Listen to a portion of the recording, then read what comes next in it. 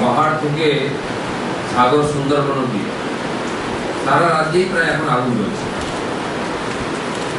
যে পাহাড় ছিল শান্ত তাকে মুখ্যমন্ত্রী নিজে অশান্ত করেছে।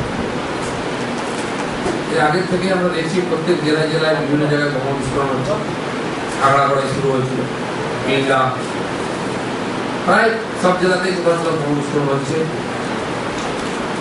তাতে ওপার বাংলার দুষ্কৃতকারী মৌলবাদীরা, শিবির, জামাত, আইএসএল, চররা যুক্ত, সেই কাজ বাংলাদেশের সঙ্গে যুক্ত বারবার প্রমাণ হচ্ছে। দুর্ভাগ্যবশত তাকে চেপে দেওয়ার চেষ্টা হচ্ছে। কালিয়াচক, গোলাগড়, ইলামবাজার, এরকম বিভিন্ন জায়গায় এই ধরনের সন্ত্রাসী মৌলবাদী হিংসা, সাম্প্রদায়িক ঘটনা, থানা জ্বালানো, রাষ্ট্রের সম্পত্তি নষ্ট করা, হিন্দু সমাজের উপর আক্রমণ পরপর হয়ে আসছে। রাজ্য সরকার সেটাকে চেষ্টা করে ঢাকার চেষ্টা করেছে, কিন্তু সবসময় সফল হয়নি। এই ঘটনাকেও, ভারতীয় ঘটনাকেও চাপার চেষ্টা হয়েছিল, কিন্তু মমতা ব্যানার্জি নিজে বাধ্য হয়েছে সেটা দেশের সামনে বলতে। সরকার শিক্ষা, স্বাস্থ্য, শিল্প, এমনকি প্রশাসনের দিক দিয়েও সব জায়গায় অসফল হয়েছে। গতকাল মুখ্যমন্ত্রীর কথায় সেটা প্রমাণ হয়ে গেছে। তিনি নিজে হতাশ, তিনি পদত্যাগ করতে চেয়েছিলেন। তাই আমরা দাবি করছি, প্রশাসন চালানো আপনাদের কম নয়। বাংলা ধীরে ধীরে রসাতলে যাচ্ছে। এই সরকার যতদিন থাকবে বাংলা তত ক্ষতি হবে। তাই যত তাড়াতাড়ি সম্ভব উনি পদত্যাগ করুন, তাহলে বাংলা বাঁচবে। আর এই ভয়ঙ্কর পরিস্থিতিতে বাংলা বাঁচাবার জন্য আমরা কেন্দ্র সরকারের দাবি করছি, আপনারা 356 ধারা জারি করে এখানে রাষ্ট্রপতি শাসন করুন, তাহলে পশ্চিমবাংলার যেটুকু বাকি আছে সেটা বাঁচানো যাবে। তা নাহলে এরকম একাধিক ঘটনার মাধ্যমে ধীরে ধীরে আর সর্বনাশের দিকে যাচ্ছে। বিভিন্ন ঘটনা ঘটেছে, বারবার এটা এসেছে সামনে, মমতা ব্যানার্জি স্বীকার করতে চান। আজকে কুচবিহার থেকে কাকদ্বীপ অবধি সমস্ত জায়গাতে সাম্প্রদায়িক হিংসার সঙ্গে সঙ্গে রাজনৈতিক হিংসাও প্রবল হয়ে গেছে।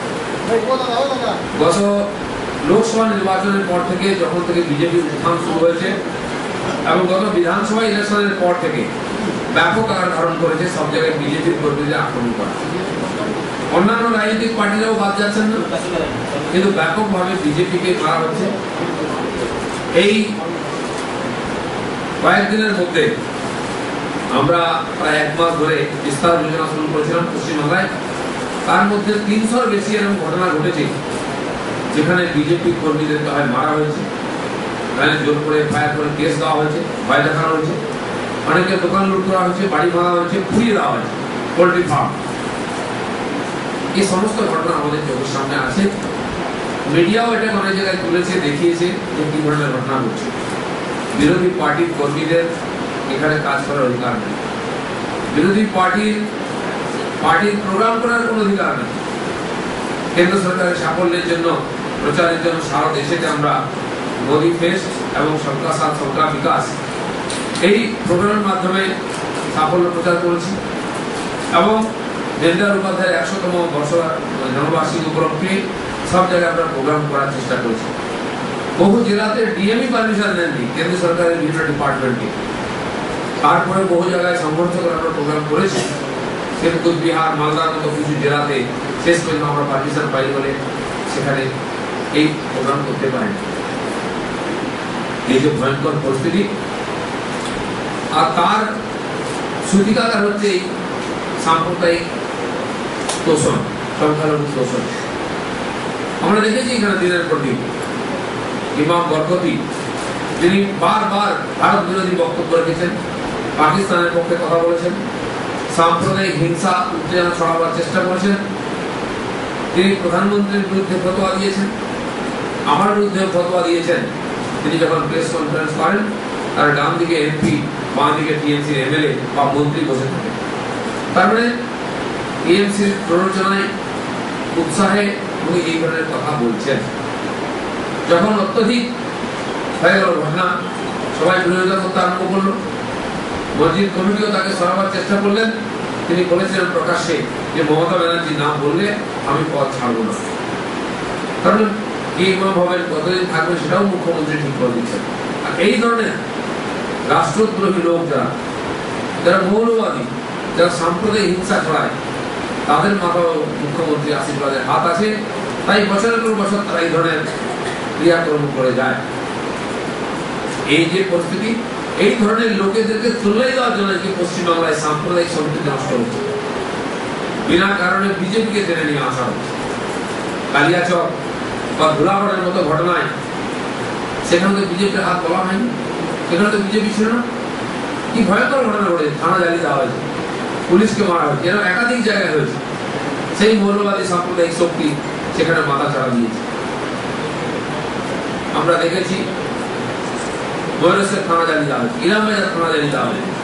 ছোটখাটো ঘটনা ঘটেই চলেছে, তাকে সামনে আনা হয় না, প্রেসকেও ভয় দেখানো হচ্ছে সামনে না আসে।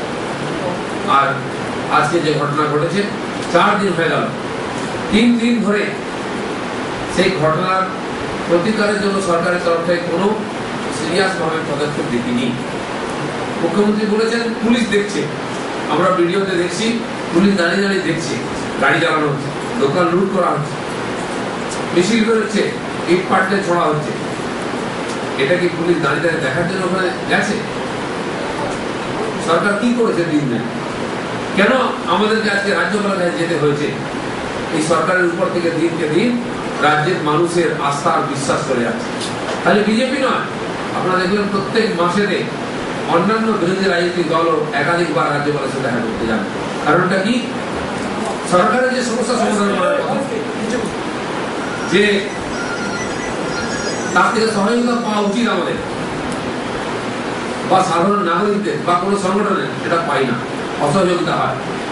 পুলিশের অত্যাচার, পুলিশের ফলস কেস দিয়ে বিরোধী পার্টির লোকেদেরকে হয়রান করা, এটা নিত্য চলছে। তাই বারে বারে রাজ্যপালের কাছে যেতে হচ্ছে, যেহেতু উনি সাংবিধানিক প্রধান আছেন, সেটাকেও রাজনৈতিক ইস্যু করা হচ্ছে। তাই মমতা ব্যানার্জি যে কথা বলেছেন সেই কথার কোনো গুরুত্ব নাই, এবং তিনি অধিকার বহির্ভূত কথা বলেছেন।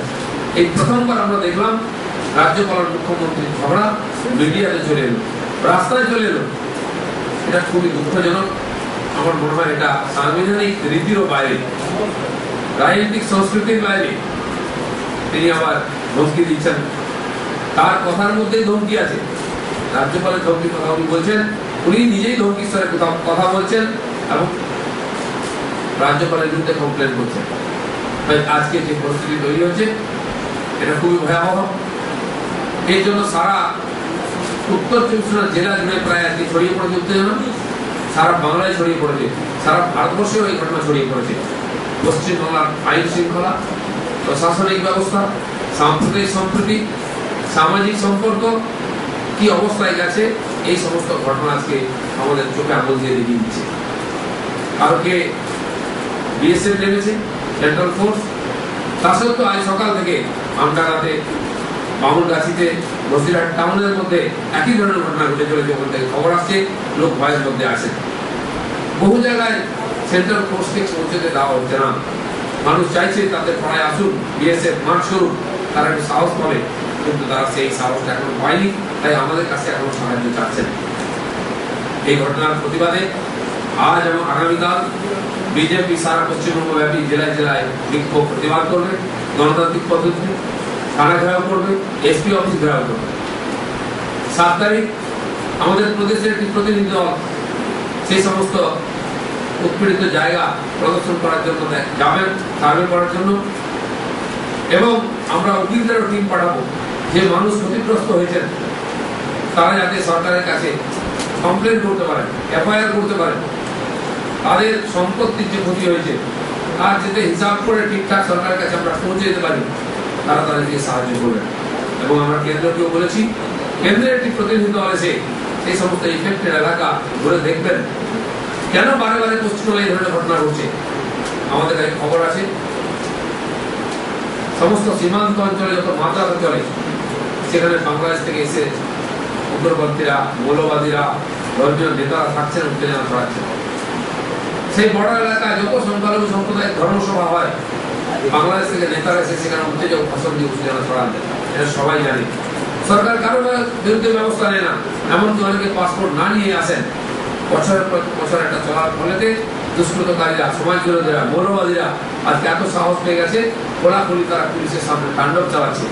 এটা খুব ভয়ঙ্কর অবস্থা। এই অবস্থা চলতে থাকলে পশ্চিমবাংলা অচিরেই পশ্চিম বাংলাদেশ তৈরি হয়ে যাবে। তাই ভারতীয় জনতা পার্টি এই সমস্ত কিছুর বিরুদ্ধে আন্দোলনে প্রতিবাদ করবে। আপনাদের যদি জায়গা থাকে, কেন্দ্রীয় সরকার পশ্চিমবঙ্গের এই সাম্প্রদায়িক সম্প্রীতি রক্ষা করার জন্য কোনো পাহাড়ে কেন্দ্রীয় ফোর্স দেয়নি, তারপর এখানেও কেন্দ্রীয় ফোর্স পাঠাতে বিরোধী করেছে, ইচ্ছে করে এটা করছে। আর দ্বিতীয় কথা, রাজ্যপালকে বিজেপি ক্যাডার করেছে। দেখুন, পাহাড়ে কি হয়েছে আমরা সবাই জানি। কে সমস্যা তৈরি করছে, সবার ডায়লগ, সবার কথাবার্তা, সবার অ্যাক্টিভিটি মানুষ দেখেছে। আজ এটা পরিষ্কার হয়েছে, মুখ্যমন্ত্রী ইচ্ছা করে ওখানে উত্তেজনা ছড়িয়েছেন। এবং যখন তিনি ওখানে আটকে গেলেন, নিজের সুরক্ষার জন্য, নিজের উদ্ধারের জন্য সেন্ট্রাল ফোর্স চেয়েছেন, ওখানকার মানুষের জন্য নয়। তিনি আটকে পড়েছেন, তাকে উদ্ধার করেছে সেন্ট্রাল ফোর্স। আর এখানে 3 দিন ধরে এই ঘটনা চলার পরেও কেন্দ্র সরকারের কাছে কোনো অফিসিয়াল খবর ছিল না। আমার সঙ্গে রাজনাথ সিং সঙ্গে কথা হয়েছে কালকে দুপুরের পরে, উনি বলেছেন আমি তো 4 ঘন্টা আগে জানলাম। মানে অফিসিয়াল তাকে জানানোই হয়নি, ফোর্স চাওয়ার প্রশ্নই নেই। মমতা ব্যানার্জি বারবার এটা চেয়েছেন, এই ধরনের সাম্প্রদায়িক ঘটনা যেটা আমাদের মুখ পুড়িয়ে দিচ্ছে, সেটাকে চেপে দিতে চেয়েছে। সেন্ট্রাল ফোর্স চাইনি এটা রিপোর্ট হয়ে যাবে, মিডিয়াতে এসে যাবে, তখনই সেন্ট্রাল গভর্নমেন্ট বলবে যে কি রকম ঘটনা হয়ে গেছে, রিপোর্ট পাঠাও। কেন সেন্ট্রাল ফোর্স চাইছো?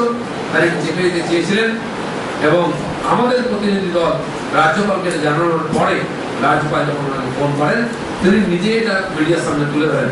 অতএব এর পিছনে বারবার লুকোনোর চেষ্টা হয়েছে, নিজের অসফলতাকে চাপা দেওয়ার চেষ্টা হয়েছে, নিজের অযোগ্যতাকে চাপা দেওয়ার চেষ্টা হয়েছে, সেটা এখন হয়ে চলেছে।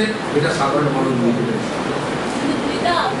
আর পার্থবাবু মুখ্যমন্ত্রীর ভাষাতে রাজ্যপাল সম্বন্ধে বলেছেন, রাজ্যপাল সাংবিধানিক পদে আসেন, তার অধিকারও আছে, তার দায়িত্ব আছে, আমাদের মনে হয় সেটাই পালন করেছেন। কি কথা হয়েছে মুখ্যমন্ত্রীর সঙ্গে সেটা মুখ্যমন্ত্রী ভালো বলতে পারবেন। আমার মনে হয় তিনি যে কমপ্লেন করছেন, যদি তার সৎসাহস থাকে সেই অডিও টেপ তিনি পাবলিকের জন্য মিডিয়ার মাধ্যমে প্রচার করুন, মানুষ বিচার করে নেবে কে ঠিক আর কে ভুল, মানুষকে কেন বারবার উনি ভুল পথে পরিচালিত করছে। আপনি যে ছবিগুলো এখানে দেখালেন সেই ছবিগুলোর মাধ্যমে তো সাম্প্রদায়িক হিংসা আরো বেশি ছড়াতে পারে বলে মানুষ মনে করছে। আপনি একজন কেন্দ্রের শক্তিশালী নেতা হয়ে এই যেটা করলেন এটাকে আপনি নিজেকে কিভাবে জাস্টিফাই করবেন? যেটা আপনি আপনার ভূমিকা। আমরা রাস্তায় দেখাচ্ছি না, মিডিয়াকে দেখাচ্ছি। মিডিয়া ঠিক করবে বাস্তব দেখাবে কিনা সেটা পার্থবাবু বলেছেন যে আপনারা সত্য দেখান। আমি জানি মিডিয়া সত্য দেখাবে, কিভাবে দেখাবে এটা মিডিয়ার ব্যাপার। আমাদের কাছে ইনফরমেশন এসেছে, আমরা যে কথাগুলো বলছি তার পিছনে প্রমাণ আছে, এটা আপনাদের সামনে রেখেছি। এবার বাকিটা আপনাদের দায়িত্ব কিভাবে দেখাবে। আমরা কাউকে উস্কানি দিইনি, তাহলে আমরা রাজ্যপালের কাছে যেতাম না। আমরা সরকারি এসপি, ডিএসপি, এসডিপিও, পুলিশ, স্বরাষ্ট্র সচিব সবার কাছে গেছি, সবাই হাত তুলে দিয়েছেন। এসপি ভয়ে গিয়ে নিজে হসপিটালে ভর্তি হয়ে গেছেন, তিনি মানুষকে কি বাঁচাবেন এবং বলেছেন আমাদের কিছু করার নেই। এবং মিডিয়ার লোকেরা বলেছেন এসপি তাদেরকে স্বীকার করেছে আমরা কিছু করতে পারবো না। আজকেও পুলিশ অফিসার বলছেন আমরা আমাদের কিছু করার নেই। এই পরিস্থিতি কেন তৈরি হয়েছে? পুলিশ কিসের জন্য আছে? মানুষের জানমাল যখন সংকটের মধ্যে, তখন পুলিশকে পাওয়া যায় না, প্রশাসনকে পাওয়া যায় না। পুলিশ খালি বিরোধী পার্টির লোকেদের ফলস কেস দেবে আর এফআইআর করে বলে আছে, নাকি টাকা তোলার জন্য আছে? কেন এই পরিস্থিতি তৈরি হয়েছে? এটা রাজ্য সরকারের জবাব দিতে হবে। আমরা সাধারণ মানুষকে সাহস দিচ্ছি, বলেছি। আমাদের নেত্রী এখানে বসে আছেন, দেবশ্রী চৌধুরী, কালকে গেছিলেন সাধারণ মানুষের দেখা করতে, ওনাকে আর বারাসাতে আটকানো হয়, যেতে দেওয়া হয়নি। আমরা বিরোধী দল হিসাবে এটুকু করতে পারি, সরকারকে সচেত করতে পারি। কেন্দ্র সরকারকে আমরা বলেছি প্যারামিলিটারি ফোর্স পাঠাতে, তারা পাঠিয়েছেন। আমরা ঠিকঠাক রিপোর্ট দিচ্ছি, কেন্দ্র সরকারের হস্তক্ষেপ করা উচিত, না হলে পশ্চিমবাংলার মানুষের জীবন দুর্বিষহ হবে। ঠিক আছে,